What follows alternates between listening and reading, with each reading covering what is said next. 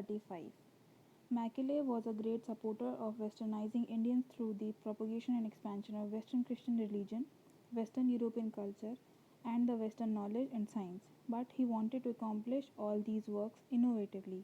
He was well aware that Indians were propagate and save their religion, so he suggested that there were no religious education imparted on compulsory education in these schools.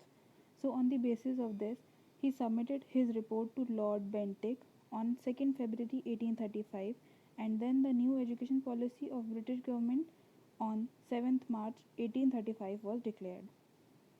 Thomas बेबेंटिक McKinley हमेशा से ही India को westernise करना चाहते थे और इसीलिए उन्होंने अपनी बनाई हुई एजुकेशन रिपोर्ट लॉर्ड बेंटिक को दिखाई 2 फरवरी 1835 में।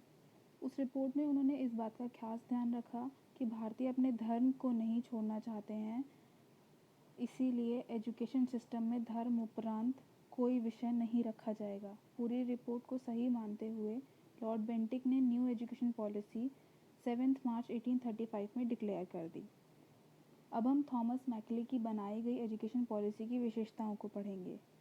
First point, all government fund appropriated for the purpose of education would be best employed on the education English education alone. English education को बढ़ावा देने के लिए गवर्नमेंट फ़ंड देगी और ज़्यादातर जितने भी फंड्स यूज़ किए जाएंगे वो इंग्लिश एजुकेशन के लिए ही यूज़ किए जाएंगे। Second point, the educational institutions of Sanskrit, Arabic and Persian shall not be closed. The economic grants for their teachers and their salaries and students scholarships will be continue as before. Sanskrit, Arabic और Persian institutes को बंद नहीं किया जाएगा और जितनी भी grant, salary और स्कॉलरशिप्स पहले से दी जा रही थी वो ही कंटिन्यू रहेगी। Third point, no expenditure will be made on the printing and publication of oriental literature in future. Oriental literature के लिए प्रिंटिंग और पब्लिकेशन के लिए जितने भी फंड्स यूज़ किए जाते थे उन्हें यूज़ नहीं किया जाएगा। Fourth point, the money so save will be spend on the education of English language, literature and western knowledge and science. जितने भी फंड्स बचते हैं वो इंग्लिश लैंग्वेज, लिटरेचर और वेस्टर्न नॉलेज, साइंस के लिए यूज़ किए जाएंगे और उनको यूज़ करने के लिए जितने भी पॉलिसीज़ बनाई जाएंगी उनको सबको रिपोर्ट में लिखा जाएगा। Fifth point, the education in India at that time was full of orthodoxy and based on the ancient literature. Orthodoxy का मतलब होता है रूढ़िवादी सोच। Macaulay emphasised on making education progressive and modern knowledge and science oriented.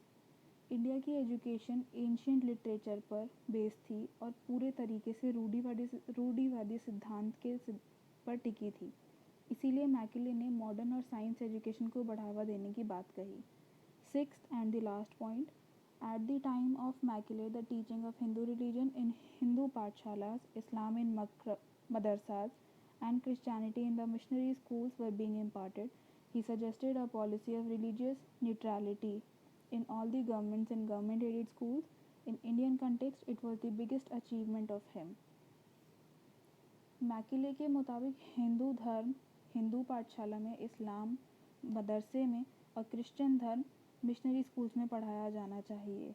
Indian education system के तहत Thomas McKinley की एक बहुत बड़ी उपलब्धि थी जिसे मॉडर्न एजुकेशन में पूरी तरीके से अपनाया गया, जिसे हम पॉलिसी ऑफ रिलीजियस न्यूट्रलिटी के नाम से भी जानते हैं। So in our next video, we'll got to know about the Wood Dispatch 1854.